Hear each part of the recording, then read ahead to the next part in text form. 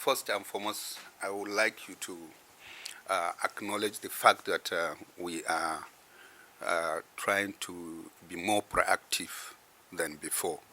The previous years, at this critical time when the onset begins, we don't block those slip roads. We allow the rain to come and then and to see the level it goes before we block the slip road. But going with the prediction as well as the reality on ground, we feel that we should not wait any longer. So we have to block the slip roads and also those other areas that need barricades, which we are also going to ensure that is barricaded completely. Apart from these efforts that we have put in place, we have other measures that will make sure that it takes a cost to save lives and properties of the residents of the FCT. And the major one is to really educate the residents of the FCT on the climatical change this year, because every year we have some differences due to climate change. You cannot sit down and say what happened last year is going to happen this year. And when you see by going with the onset that we just started, you now notice that this year is going to be very tough for everybody, and we are not relenting, and we'll carry all the stakeholders. We'll have to educate the stakeholders as well to note that this year is different from last year, and it is expected that everybody must be on his or her toes to ensure that we collectively safeguard lives and properties of the residents of the FCT. Absolutely, we were amazed, and we didn't know that being the local responders, that we've been monitored even internationally. The former president of Malawi, Dr. Joyce Banda, surprisingly informed us that they monitored our responses last year, and all over the channels, all over the social media, the FCT is recorded to show that they have 0 fatality last year.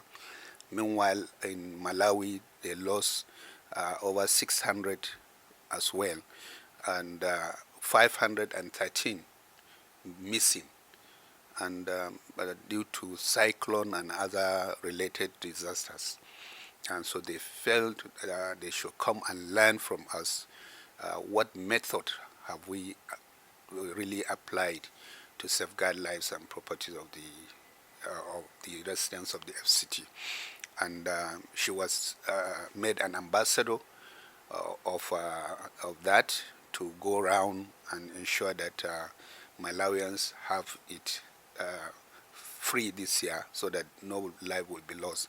And the interaction was so interactive, and it was very interesting.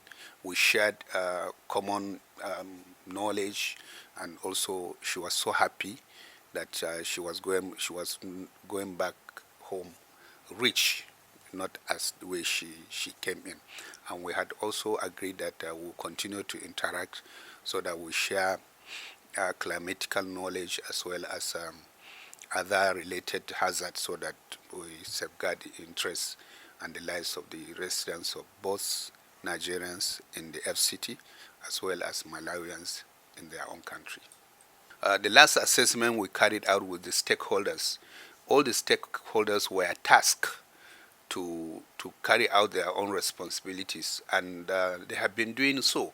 I've seen clips of some of the responses whereby residents raise complaints of certain things, and immediately the relevant SDA went and really did a very good job, and everyone was on his toes. Apart from that, the permanent secretary of the FCT, Mr.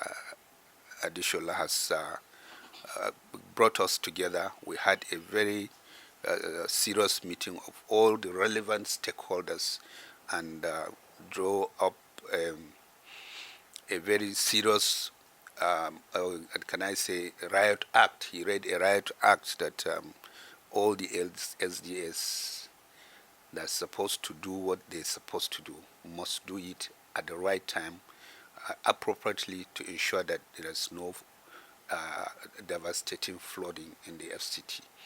And that also includes the silting of the drainages and opening up of manholes, as well as clearing of all debris, as well as waste generated and dumped indiscriminately, or uh, uh, dump in such a way that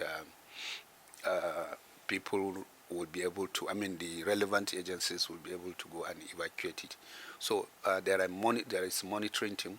A task team has already been set up to work on the flooding, free flooding in the FCT. So we are working together with the FCDA and other relevant SDAs.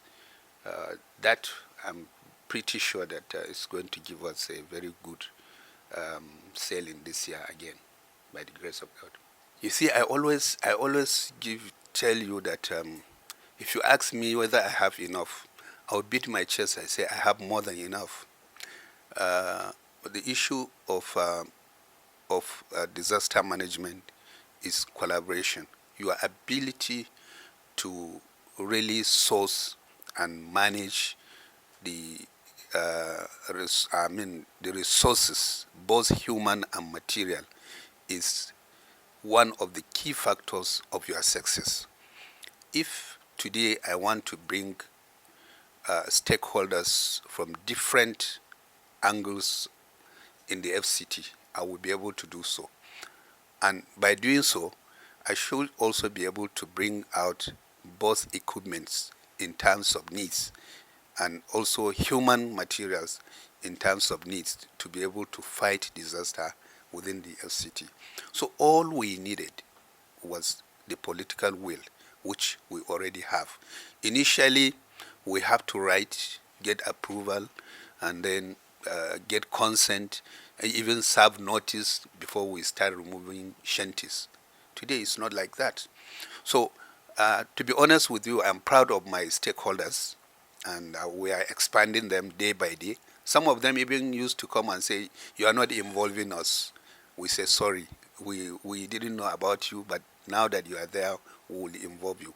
I'm telling you now, I have different segments of different cadres of engineers. Apart from water engineers, there were some engineers that I didn't know that they were existing, but today they have joined our train, and we'll go together, and I'm sure they are going to make impact. And we said last year that we are going to involve even businessmen, because most of the things that are happening, we don't involve them, but we have to involve them, because at a time they also contribute to some of the disasters within the Federal Capital Territory. And so we'll do a lot. So in terms of manpower, in terms of equipment, I'm pretty sure we're not praying for anything to happen, but when it happens, we'll be able to galvanize and bring all the resources together. We have so many places that have been earmarked for either blockage, complete blockage, or temporary blockage. Temporary in the sense that, like we did last year, when we see rain coming, we block the road and block access. We already put people there, so after the rain, they will now open access to the people, especially like Dogongada and other places. So those ones is not a permanent blockage that we will do. So, and as time goes on, we'll definitely identify some areas as well. So when we discover, we'll definitely apply the necessary measures that will make sure that it protects lives and property.